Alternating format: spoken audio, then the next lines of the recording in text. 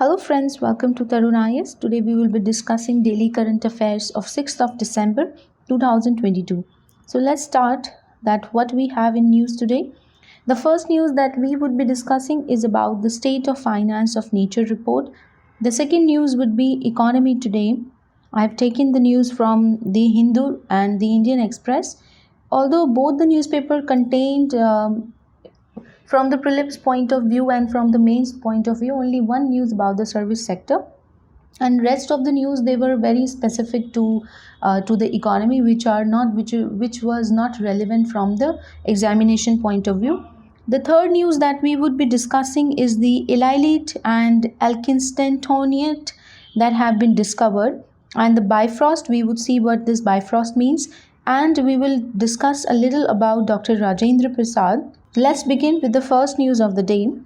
The first news of the State of Finance of Nature report, which has been recently released by the Financing for Nature-Based Solution United Nations. So we would see that how we need to, in order to deal with the multiple crises that have been posed by the climate change, the biodiversity loss and the land degradation, we would see that the nature-based solutions are required. And we would see that how we can finance these nature-based solutions. So let's discuss the key findings of the report. The key focus according to the report should be on doubling the finance that would flow to the nature-based solution and reduce the activities that increases the greenhouse gas emission. So first is about doubling the finance to the nature-based solution, and second is decreasing the activities that contributes to the global greenhouse gas emissions. So according to the report, the current global investment stands at $154 billion, which needs to be increased to $384 billion by 2025. The third findings of the report is that the harmful subsidies which are in the energy sector, it has been estimated to range from $340 billion per year to $530 billion per year. And in agriculture sector, it has been estimated to be around $500 billions per year. Now, according to the report, these are the harmful subsidies, the subsidies which are provided in the energy sector and the subsidies which are given in the agriculture sector. Now, why the report consider them as harmful? Now, let us take example from the agriculture sector. The government gives agriculture sector fertilizer subsidies. Now, the excessive use of the fertilizer subsidies causes land degradation, which ultimately reduces the replenishment potential or the rejuvenation ability of the soil. And this land degradation will further reduce the soil organic matter, which acts as a carbon sink. Therefore, the potential of the soil or the land to act as a carbon sink decreases. Thus, we are reducing or we are moving away. Better to say that we are moving away from the nature-based solution. Therefore, the report has highlighted these findings. The next news of the day in the economy is about the service sector. That service sector has continued to rebound. It has also observed the fastest output growth in the 3 months since August. This has been released by the Standards & Poor's Global India Services according to the Purchasers Managers Index. Now, Purchasers Managers Index we had already discussed in our previous daily current affairs, so we are not going to go into the detail of it. However, we will just see that what is happening in the service sector, so that if a question comes up with respect to the sectors of economy, Indian economy, mobilization of the resources, then we should be able to understand that how post-pandemic each sector of the economy has rebounded or regained its growth potential. According to the PMI Index, there has been a rising input cost which has compelled the providers of the services to raise charges. And rise in the cost, this is not quote actually, this is cost. Rise in the cost was majorly observed in the sectors like transportation, energy, food, plastics and electronic products. The demand buoyancy there has been an improvement in the demand buoyancy along with the business confidence that has lifted the job creation and new employment that rises at the solid pace that was among the quickest in over 3 years. In the period of 3 years, the demand buoyancy along with the business confidence has improved. The third news of the day is about the Elaliite and Elkinstantonite. Now, researchers in Canada, they have discovered these two new minerals that landed in Somalia. So Somalia is a place in it's a place in African continent, not South Africa. So Somalia is a country in Africa. So two meteorite, after studying this meteorite, two new minerals have been discovered. So one has been named as Elaliite and the other one has been named as Elkinstantonite. Elaliite meteorite, it was unearthed in Somalia in the year 2020. It is the 9th largest celestial rock that has been found on Earth, and the meteorite came from the asteroid belt that is located between Mars and Jupiter. So these meteorite which came from the asteroid belt, and these two are the new minerals that have been discovered. So in case your prelims examination it is asked that Elaliite and Elkinstantonite was in the news, and they are. So basically they are the minerals that have been discovered from the meteorite. So these meteorite, they have been well known to generations of the people who live there, and they are named as nightfall. So the minerals that have been named as Elaliite after the town where the meteorite struck, and the Elkinstantonite after the planetary scientist Lindy Elkinstanton. Right. Around 4,000 minerals are known to science, and they comprise all rocks already on Earth.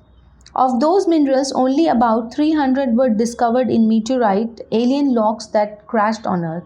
So approximately 4,000 minerals are known to science, and mostly they comprises to the rocks that are already present on the Earth. However, out of these 4,000 minerals, only 300 are those which have been discovered in meteorites. Now let us talk about the third news of the day, and the fourth news of the day, and it is a team of physicists has created the first ever wormhole. Now we'll discuss what this wormhole means. And this wormhole, it's like a Bifrost bridge. Now if you have seen the Marvel movies, then in Marvel movies you would observe a frozen bridge is shown. For example, if you have seen this movie called Thorn, so the gate that opens to the earth, the gate from the heaven that opens to the earth, I don't know what do they call what is the place or the palace of the Thorn is called, I don't know, you can look it in the movie. But if you see that in the Thorn movie, a Bifrost bridge or something like this is shown. Basically this Bifrost bridge or this wormhole, it's a passage that connects the two dimensions in the universe. So now what happens? Let me give you an example of a paper. Say this is the paper, this is one dimension, this is one universe, one part of the universe, and this is the other part of the universe. Now look carefully that if you move from this part of the universe to this part, now let us consider that these two places are in two different dimensions. Okay, it's a deep science.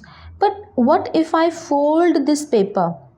What if I fold this paper and try to make these two points overlap with each other? So I will then have a paper which looks something like this.